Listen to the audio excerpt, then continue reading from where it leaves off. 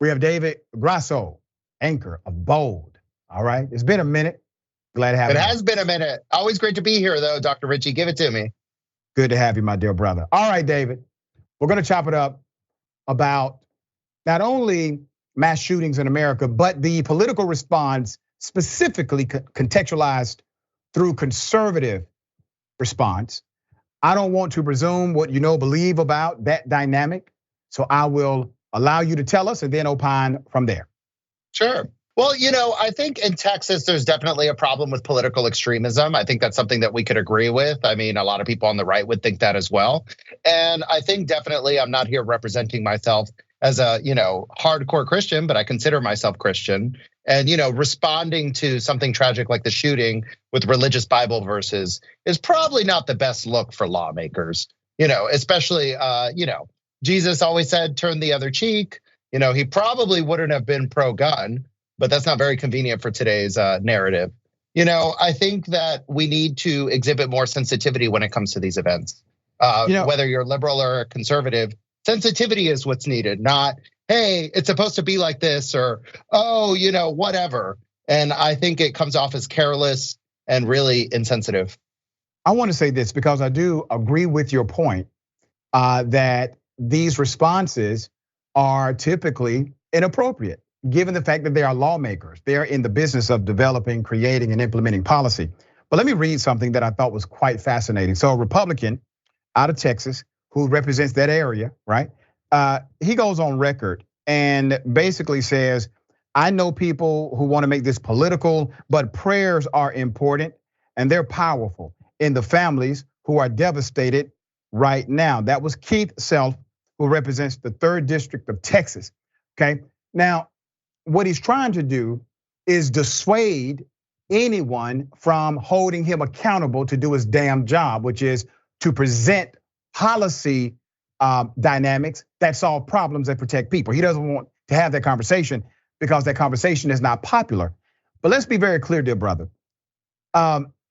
Those who are in position of legislative power, they show you what they care about based on what they're willing to either create in legislation or vote on, right? It doesn't require that it be something that everybody else cares about. Let me give you an example. When there was this sentiment and this narrative that Donald Trump had the election stolen from him, most Republicans didn't even believe it. Tucker Carlson never believed it. Hannity really doesn't believe it. People don't believe it, all right? They acted like they believed it.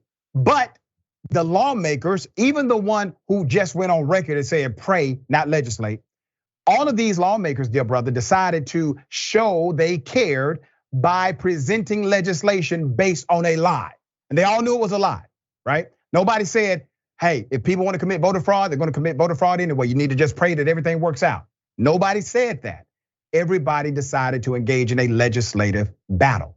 Why do you think there is no legislative concern at all as it relates to dynamics of gun violence in America? And the reality is also most Americans agree with major concepts like red flag laws or reform so that there's a restriction with weapons that have the highest carnage rate, et cetera. Why aren't these things being adopted by conservatives? Well, first, Dr. Richey, let's talk about Texas. So Texas has a one-party problem, right? And no matter what party is in charge, if you go on unchecked for that long, you're gonna be an arrogant party because there really is no competition. Number two, the Texas legislature only meets every 2 years. Now, I had the unique experience of being a journalist in West Texas focused on political corruption. And I can tell you, it's a real problem in Texas. We've seen this with guns, we've seen this with the grid, and sure, I am a low tax, small government proponent, but at a certain point, you can't have no government. So there's obviously, an equilibrium for all of these issues. The reason why we don't see a lot of legislation in Texas, period, is again, they go to session every 2 years. That beautiful capital in Austin basically sits unused. And at the national level, I think you know the answer to that, and a lot of the viewers will know the answer to that. It has a lot to do with the National Rifle Association. And really the National Rifle Association, even for people who own guns, I do not own a gun personally, but my brother is a gun enthusiast.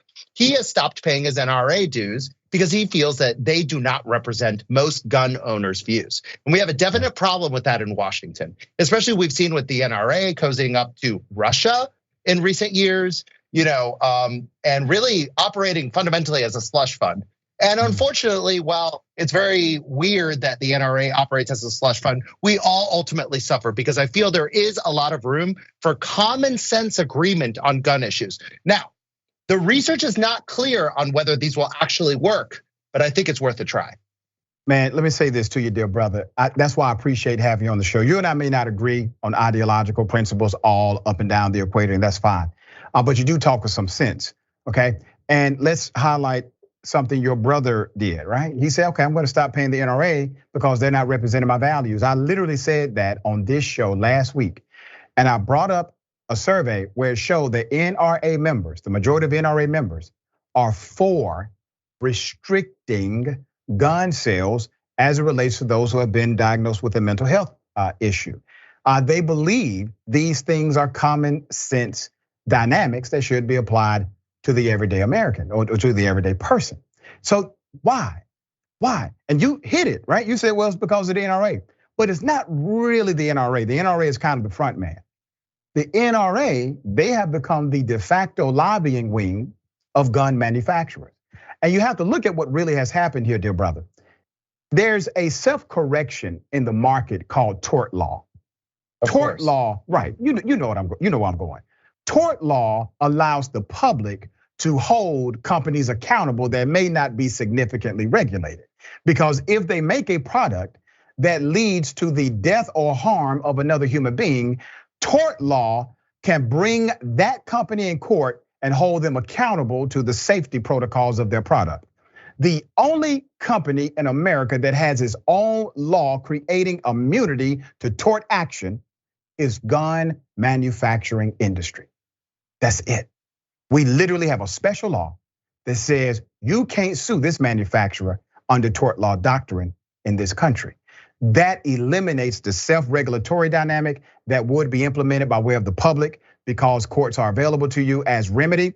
It also provides immunity for them to do whatever they choose to do. So the NRA is what? The front man. The NRA is doing the bidding of the gun manufacturers contrary to the membership of the NRA at that. So your brother's a smart person.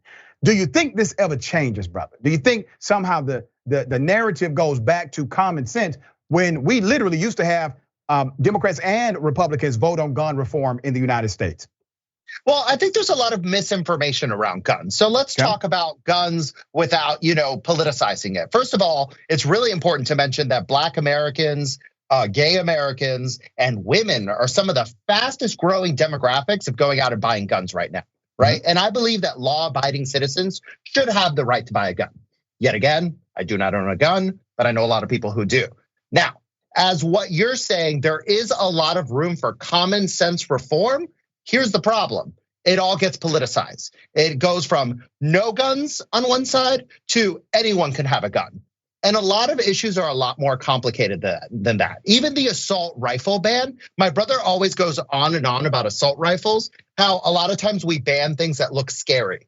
And that's not necessarily a good gauge of what is actually dangerous to the public. High capacity magazines are maybe a better way of looking at, the damage that can be done. And perhaps, and again, before this segment, I sat and I really tried to study what this data says. And Dr. Richey, the data is very unclear on all of this. But I think it's safe to assume if we did something about high capacity magazines, perhaps the lethality of these mass shooting events would be less. And I think that is worth a try.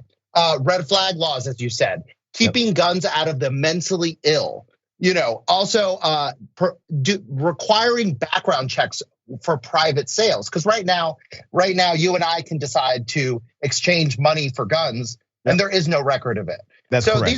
These are all loopholes that could probably be closed. That the majority of Americans, even you'd be shocked at the level of approval among Republicans and, as you say, NRA members. So clearly, this is a democracy. The people want this. We're tired of living in fear. Every time we go out into public were worried about this. I grew up in Orlando, Florida. I used to go to a place called Pulse nightclub, right? And look what happened there. Now everybody knows that name.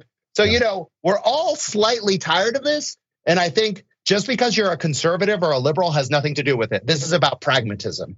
And let me say this to your point, because you make an excellent one. This really is not a Dem versus Republican issue. It's really not. Think about it.